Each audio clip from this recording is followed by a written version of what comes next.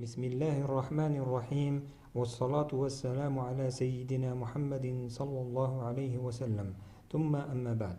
Mes chers collègues, Assalamu alaikum wa rahmatullahi ta'ala wa barakatuh. J'ai le plaisir de vous présenter mon poster scientifique qui constitue la présentation d'un travail intitulé The Half Metallic Feature at High Temperature of the Novel Half-Oscillator Alloy under 100 Oriented Lighted Superlattice DFT Investigation, réalisé au sein du laboratoire des matériaux magnétiques de l'université de Sidi Bel Abbès. Actuellement, les matériaux ferromagnétiques avec le caractère demi-métallique sont au cœur du développement scientifique et de la technologie moderne. Leur utilisation est étendue à travers les champs d'application les plus innovateurs, à savoir tels que l'énergie électrique, l'informatique et la télécommunication. Et cela revient aux propriétés magnétiques très variées que possèdent ces matériaux. Pour pouvoir étudier ce système, j'ai choisi dans mon travail l'étude ab initio des propriétés magnétoélectroniques et thermoélectriques des composés Hall-Osler sous la forme massif et super réseau dans la direction de croissance 1,0,0. Les trois figures suivantes présentent la structure cristalline des composés massifs Hall-Osler ainsi que les super réseaux 1,1 et 2,2. Notre travail a été principalement basé sur les méthodes de premier principe, basées sur la théorie de la fonctionnelle de la densité.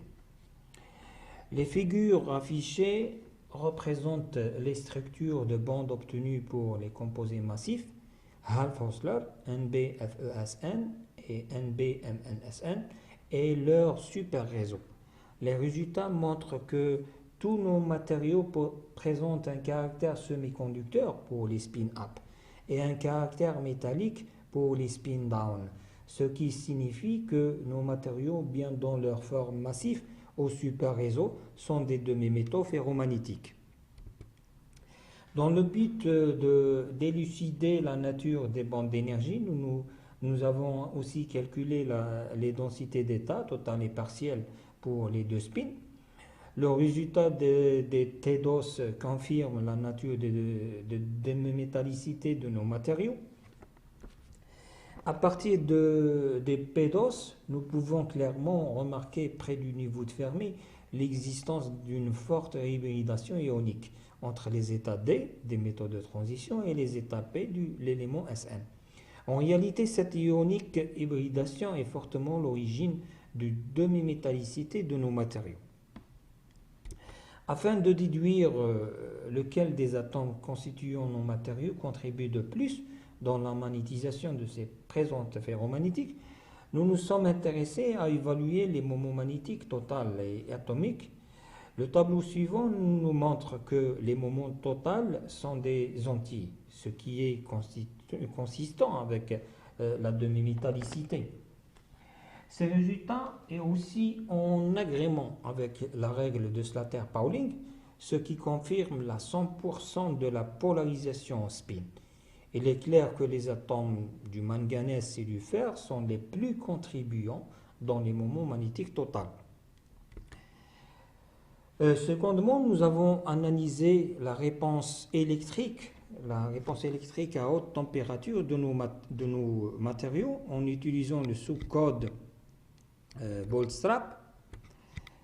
Le résultat est illustré dans les figures suivantes. Cette analyse catégorise nos matériaux comme des bons matériaux thermoélectriques et cela est dû à une figure de mérite très large, importante coefficient de Sieberg et faible conductivité thermique de la partie électronique.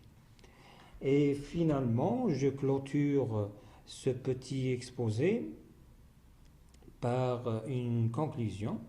J'ai appliqué la méthode AFP à la PW implémentée dans le code de Windtuke pour étudier les propriétés magnétoélectroniques et thermoélectriques des composés Hall-Osler ainsi que leur super réseau. Les calculs magnétoélectroniques ont confirmé la nature demi-métallique ferromagnétique de nos matériaux. Les matériaux étudiés ont été identifiés comme des bons candidats pour les applications spintroniques à haute température. Merci pour votre attention.